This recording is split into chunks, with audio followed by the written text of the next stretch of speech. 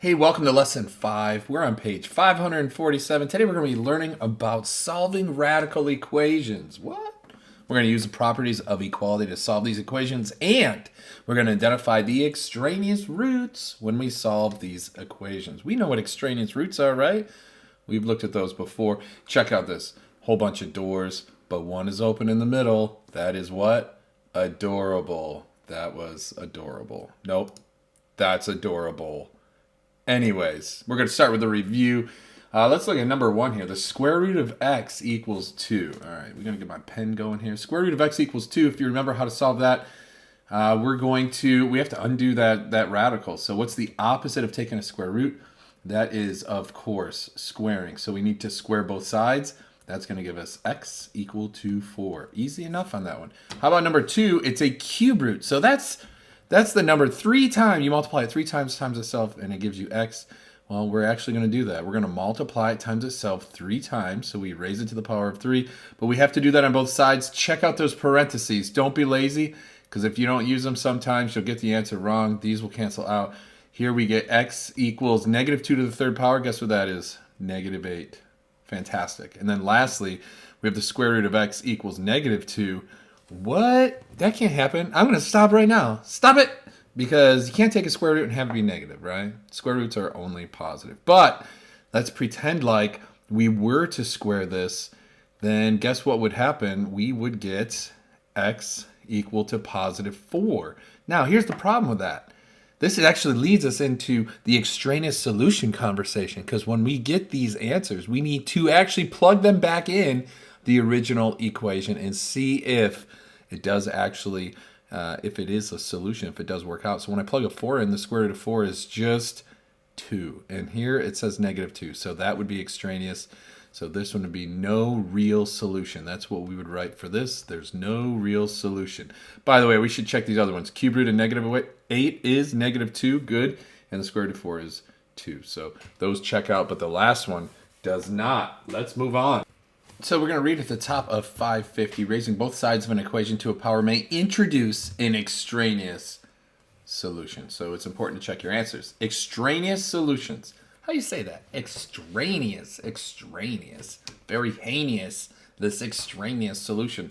Their solutions result from the process of solving an equation, but are not valid solutions to the original equation. So let's check number 2 here. So how are we going to do? We have to undo, right? We have to undo operations. So eventually we're going to have radicals, and they're going to be multiplied. You're going to add things to them. So we want to isolate the radical by itself and then do the opposite, which in this case would be raising to the 2nd power and squaring, because that is the opposite of square root. So they cancel out. We're going to be left with whatever's on the inside, which is 2x. And on the right, we get 3 squared, which is 9. We divide by 2, just like a regular old equation. We get x equals 9 over 2, which is nice. I like it. Could be 4.5. Fine. But now we need to do a check to see. Let's just actually write out the word check. We're going to check ourselves before we wreck ourselves. We're going to plug in our answer. The square root of 2 times. I'm going to write 9 over 2. I like that fraction right there. So 2 times 9 over 2. That should all equal 3. Let's scroll down a little bit. So what is 2 times 9 over 2? Well, they cancel. I'm left with square root of 9 should equal 3. And that is, square root of 9 is 3, right? So that checks out. So it works for that one. All right, let's go on to B. This is a cube root, which means the opposite of that would be to cube it. So we're going to cube both sides. These will cancel each other, and we're left with 2x minus 3. That's a minus. That'll equal 8. So now this is like Algebra 1, right? Or probably like Math 7. We can solve this by adding to both sides. We draw a line. They cancel. The 2x equals 11.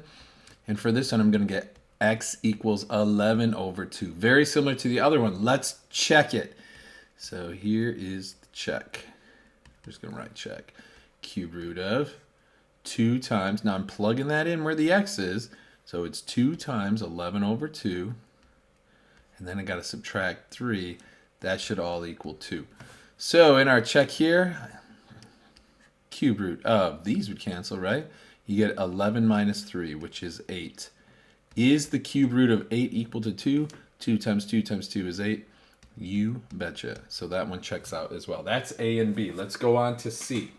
Now remember, before I said that we have to isolate the radical, which means get the radical all by itself. And to do that in C, look, it's 4 times the square root of 4 times radical x minus 6. So we're going to divide each side by 4. And check this out. We divide by 4. These are going to cancel, and I'm left with the square root of x minus 6 is all equal to 2, because that's 8 divided by 4. Now we can undo that square root by squaring it. I get x minus 6 equals 4, and then I add 6 to each side, so x equals 10. Guess what we got to do? We got to check ourselves before we wreck ourselves. So square root of 4 times x, I got x equals 10, so it would be 10 minus 6. All of that should equal 8, right? And so what's 10 minus 6? I did not just ask that. 10 minus 6. That equals 4, right? And so the square root of 4 is 2, and that should equal 8. And 4 times 2 is 8, so 8 equals 8. So I know that this is not an extraneous solution. It's good to go. Boom. How about D? Well, let's do D. I don't want to say duty.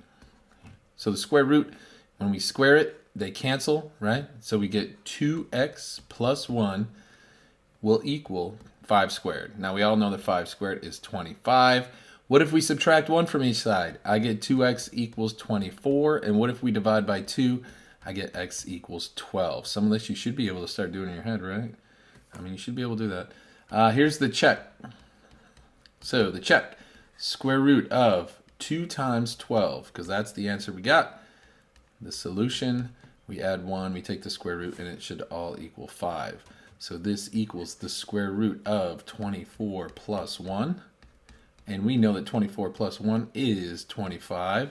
The square root of 25 should equal 5. We get 5 on this side, 5 on this side. We know that check is good. Fantastic. Let's go to E and F. Now E's getting one step more difficult, because we have a cube root, and then we multiply by 2, and then we add 16. So just like the equation 2x plus 16, we always isolate for x. If that equals 0, what we would do is subtract 16 and then divide by 2, right? Well, we're going to use the same steps here. We need to get rid of the 16 first. So from both sides of the equation, we're going to subtract 16. Draw that line. They cancel. So we're just going to bring this down. We get 2 times the cube root of x is going to equal negative 16. We can then divide by 2, right? We get the cube root of x is going to equal negative 8. How do you get rid of a cube root? We cube it. So we're going to cube negative 8 here. So that would be 8 times 8, which is 64, right? Times 8, which would be 512. Now, these cancel. It's x equals 512. Now I'm going to worry about that negative. It's a negative times a negative times a negative. That ends up being negative. So let's do the check right now. This is what I get for a solution. X equals negative 512. Let's check it out. 2 times the cube root of negative 512. And then we add 16 to it, and we get 0. All right, so that is 2 times. Now the cube root of 512 is actually negative 8. You can plug in your calculator and check me. But this should all, when you add 16, you should get a 0. The pen's being real extra today. So you get negative 16 plus 16 equals 0. We get 0 equals 0. So I check that. So this is not extraneous. Let's do F. I know you can feel it, right? There's an extraneous one coming somewhere. What's happening? You know it's going to be here soon. On F, we need to get rid of that 9 first. So we subtract 9. We get 8 minus 9. That equals negative 1. And that is what the square root of 3x minus 1 is. Now, at this point, you can say, Mr. Callie, something weird is happening because I took a square root. I'm just going to fix that because it was a little illegible there. 3x minus 1. But I took a square root and it's negative. So I'm guessing there might be some issues with this one. But I will continue through the solving process. Square both sides. These will cancel, right? So we get 3x minus 1 equals positive 1. We add 1 to each side. Like good little mathematicians, we're going to do 3x equals 2, and then x here would equal 2 divided by 3. Now I got to do my check, which I'm going to move down and give me some room here. So here's our check for the blue equation. We write the original equation, so it's the square root of 3 times 2/3. And then we have a minus 1, and then we add 9 to it, and that should equal 8. You follow me here? So 3 times 2/3, that's 2, right? So that's going to be the square root. They cancel, so I get 2 minus 1, and then plus 9 should equal 8. So that's the square root of 1 plus 9 should equal 8. You can see where this is going, right? So this will be 1 plus 9 should equal 8, and you get 10 equals 8. And that does not work. So we're going to write no solution for this one. This is the only solution we get, and we checked it. There's no solution. But by the way, we didn't have to do all that work because right here, where were we? Way back here, right back here. When we get a square root and it equals -1, if we notice it right there, we can say, hey, square root's got to be positive. And this one ends up being negative, so we can write no solution. Or you can follow through, do the whole equation, then check it, and you'll get no solution. Whew, that is E and F. Okay, page 552. Now we're looking at application of this. So the Buford scale, have you heard of it? It measures wind speed and describes conditions at sea and on land. The scale's range is from 0 to 12, and a 0 means that the wind speeds are less than 1 mile per hour and conditions are pretty good, right? A 12, oh, don't go 12 on us. That represents hurricane conditions with wind speeds greater than 74 miles per hour, and it results in 50-foot waves. What? That's a very tall wave. So consider the equation V equals 1.837 b to the 3/2. So that's raising to the 3/2 power here. That models the relationship between wind speed and miles per hour. V, okay, so that's the wind speed. Think of it as velocity. Pretty close, right? Speed and velocity. They're close. All right. And the Buford number B. Solve the equation for B. So the first thing we need to do, let's write down our equation. V equals 1.837, and we have B to the 3/2 power. Now, we want to get B all by itself, right? So what I'm going to do is I'm going to divide each side here. We need to get rid of this coefficient, 1.837. And we do that on both sides. And these will cancel right here. Okay, so then we're left with B to the 3/2 equals this V over, I'm just going to leave it like this, V over 1.837. Now, to get rid of that B to the 3/2, we got to get rid of that 3/2 power. I'm going to raise this to the 2/3. Because what will that do? When I raise the side of the 2/3, the rule is you multiply exponents, right? So 3/2 and 2/3, they all cancel out, and you just get a regular old B. But you can't do it to one side without doing it to the other side. So I'm also going to raise this side to the 2/3 power. My final answer is going to be, they just want you to solve for B. So B's all by itself. So I get B is going to equal, I'm working backwards here, V over 1.837. And that's all raised to the 2/3 power. Now B is isolated. It's all by itself. Now they're going to ask us a question, and I bet we have to use our new equation. Determine the Buford number. So the Buford number equals, for a wind speed of 20 miles per hour. So writing our new equation, I'm just going to rewrite it because, it's not that difficult. And we're going to raise it to the 2/3. And when I write it again, it really helps communicate what I'm doing. Because right underneath it, I'm just going to write the Buford number is going to equal. And the only thing I'm going to change really is that V, where we're going to plug in the 20 miles per hour. That's going to be V, right? So I'm going to put the 20 right there. That's where we substitute it. And this looks like a calculator problem if I have ever seen one. So let's bust out the calculator and we'll see how to put this in. So here we have our calculator. I'm going to clear it out. And we want to do a parentheses. And then 20 divided by, click, click, click, 8, 3, 7. End the parentheses. Use this caret right here, and I'm going to use parentheses again because when we put this in as the exponent, I don't want it to square it and then divide the whole thing by 3 or anything like that. I'm just going to use my parentheses liberally. We hit enter and we get 4.91. Ooh, let's bring that down here. That was cool. 4.9122511. Let me check my answers, make sure that's right.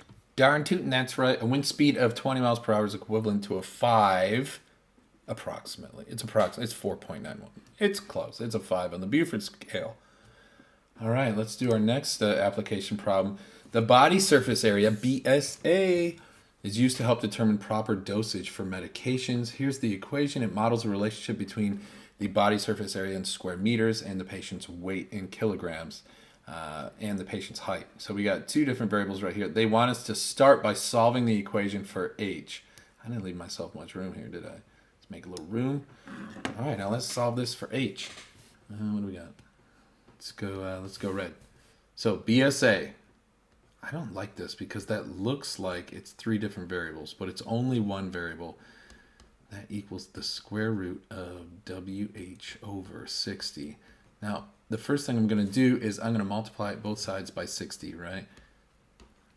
So I'm going to multiply this side by 60, and I'm going to keep this thing kind of in parentheses, just so it's, it's its own identity there. It doesn't get mixed in with the 60 or anything. These cancel, and I'm going to be left with the square root of WH is going to equal 60 times the BSA. Now, what do we do next? Get rid of the square root. So to do that, I'm going to square this side. Square this entire expression right here. So 60 BSA quantity squared. These will cancel out. We're solving the equation for H. So I want to get H all by itself. What's this going to give me? This is going to give me WH is equal to 60 times the BSA. And that quantity is being squared. But now to get the H by itself, I'm going to divide by W. Divide by W, they will cancel. So my final answer will be, all right, what do we got here? Parentheses, we get 60 times the BSA. And then that quantity is squared and it's all over W. And that's what H equals. And guess what I'm gonna guess what they're gonna ask us to do. Now, okay, I'm not gonna look at the question here, even though I've seen the question. They're gonna give us the body surface area, and they're gonna ask us, and the weight, and they're gonna ask us to find the height. Let's check it out. Determine the height. Oh, so good. Mr. Kelly's so good. Of a patient who weighs, that feels like the weight, and they give us the BSA of 2.1. So we're gonna use our new formula, and we're gonna plug in the BSA, which they give us straight up, and they give us the weight, so that'll equal W. So let's plug it all in here. We get 60 times the BSA, 2.1, and then that whole quantity is squared, and I divide it by 90, and that should equal the height. All right, back to our calculator. So here's how I would type it all in: 60 times 2.1, parentheses squared, and then divide by 90, and we get 176.4. And I know that's going to be, what is that going to be? That's got to be pounds, right? So let's go back and look at our problem. Oh, it's the weight in kilograms. Uh-oh, that is a lot of kilograms. Is that really that much? 176 kilograms. Oh man, good thing I went back and checked. That's not kilograms. We're solving for H. That's the height in centimeters. Whew! Feel a little better about that answer. That other answer was a little heavy. It was weighing heavy on me. Let's put a little context statement here. A patient who weighs 90 kilograms, that seems normal, has a BSA of 2.1, is 176.4 centimeters tall.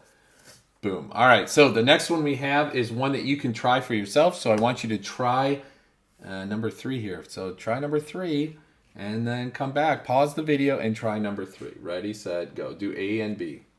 Okay, so hopefully you actually did this, and this is how I'm going to be able to check. If you just write this down, I know you just copied me. You didn't do it yourself. You got to do that one by yourself just so you can check it and make sure that you're good to go. So you solve for L. I get L equals 32 times quantity, T over 2 pi, and that's squared, that quantity squared, right? So then they ask you when the pendulum's period is 4 seconds, determine the length, plug in a 4, I get 12.97. And here's our context statement. Whoa, way to go. Pendulum's length is approximately 13 feet. Here are your practice problems. As always, if that last application gave you problems or any of the other problems gave you issues, make sure you put a red cup up and ask your teacher for help. This is Mr. Kelly in K-Town. Remember, it's nice to be important. It's more important to be nice. See ya.